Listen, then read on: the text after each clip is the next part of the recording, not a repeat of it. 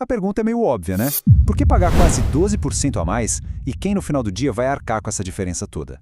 Olha, o CPTS-11 acabou de concluir sua mais nova emissão de cotas, mas tem um número aí nessa operação que sinceramente não fecha. É um detalhe que pode custar caro, bem caro para quem não está prestando atenção no que realmente importa. Vamos direto ao ponto, sem enrolação. O gestor captou dinheiro a R$ 8,96 por cota. No mesmo período, qualquer um de nós podia ir lá na bolsa e comprar essa mesmíssima cota por uns R$ 8. A pergunta é meio óbvia, né? Por que pagar quase 12% a mais e quem no final do dia vai arcar com essa diferença toda? E olha, a gente não está falando de troco, não. São mais de 136 milhões de reais que acabaram de entrar no caixa do fundo. Isso significa que agora o gestor está com uma pressão, mas uma pressão enorme, para colocar todo esse capital para trabalhar o mais rápido possível e, claro, justificar o custo que ele teve. Então, vamos organizar as ideias e entender os fatos concretos. A 15ª emissão de cotas do Capitani Securities foi finalizada. As novas cotas, inclusive, já estão sendo negociadas no mercado. Esse é um momento chave que com certeza vai definir o rumo dos dividendos nos próximos meses. Para não deixar nenhuma dúvida, aqui estão os números oficiais da operação. Foram emitidas mais de 15 milhões de novas cotas, o que levantou exatos 136,7 milhões de reais. E desde o dia 17 de abril, essa nova realidade já está aí, impactando o fundo. É aqui que a nossa análise crítica começa de verdade. A questão central não é se o fundo cresceu ou não, mas sim o custo desse crescimento. Captar dinheiro tão acima do que ele vale no mercado levanta, sim, um sinal de alerta. Principalmente para um fundo que se posiciona como high grade, alta qualidade.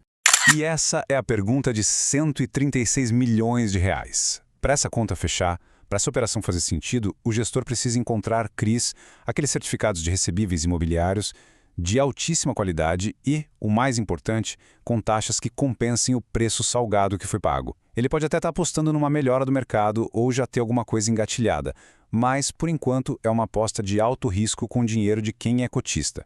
E vamos lembrar o básico, né? Isso aqui são as regras do jogo para um fundo de CRI high grade. A segurança do crédito é inegociável, as taxas de retorno, claro, têm que ser atraentes, a velocidade para alocar o dinheiro é crucial, mas o pilar fundamental, gente, é a disciplina no preço de compra dos ativos. E olhando para essa emissão, parece que justamente esse pilar, bem, ele foi um pouco flexibilizado.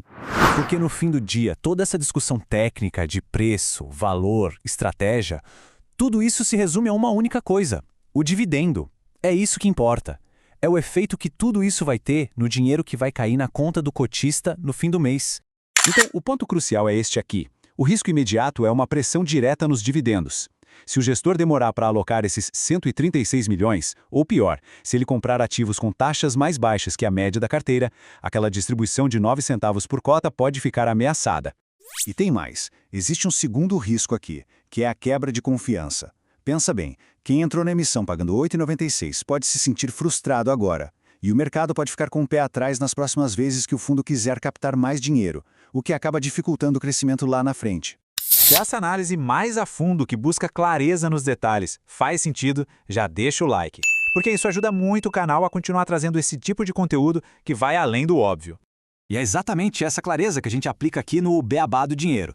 Analisar os riscos é o primeiríssimo passo para construir uma tese de investimento sólida, como essa aqui que a gente compartilha todo mês com os inscritos. É uma estratégia pensada não só para gerar renda, mas para gerar liberdade. Então, para quem busca construir uma tese de investimentos que traga essa mesma liberdade, se inscrever aqui no canal é o próximo passo. Acompanhar de perto como uma carteira real é construída mês a mês pode fazer toda a diferença. Mas vamos voltar para a nossa análise. Para sermos justos, apesar desse risco que a gente apontou na emissão, o CPTS-11 não é um fundo qualquer. Ele tem forças importantes que a gente precisa, sim, levar em consideração. E a principal força dele talvez esteja aqui, nesse gráfico. Isso aqui mostra um histórico de dividendos muito consistente. Mesmo em momentos de mercado bem mais turbulentos, o fundo conseguiu manter um patamar de distribuição bem sólido, o que, claro, traz um certo conforto para o investidor de longo prazo.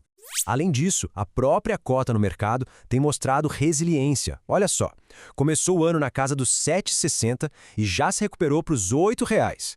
Isso é o sinal de que, apesar dos desafios, o mercado ainda enxerga valor no fundo e na gestão dele. Agora eu quero saber a sua opinião. Esse preço da emissão te preocupa como um risco real para os dividendos? Ou, por outro lado, você vê isso como uma oportunidade de comprar mais cotas no mercado, justamente aproveitando que elas estão mais baratas? Comenta aqui embaixo. Então, chegamos ao ponto final da nossa análise. A gente se depara com uma balança. De um lado, tem o risco de uma alocação que custou caro e a pressão que isso coloca nos dividendos. Do outro lado, a gente tem a força de um fundo que é gigante e resiliente. E a pergunta que fica no ar, a grande questão, é esta. A gestão da capitania vai conseguir superar esse desafio? Eles serão capazes de pegar esse capital mais caro e transformar em uma fonte de dividendos rentáveis que justifique toda a operação? É isso que a gente vai acompanhar de perto. É importante lembrar que este conteúdo é uma análise educacional, tá? Não é uma recomendação de investimento. Se esse tipo de aprofundamento faz sentido para você, se inscreve no canal Beabá do Dinheiro para a gente continuar acompanhando juntos os próximos passos do CPTS 11.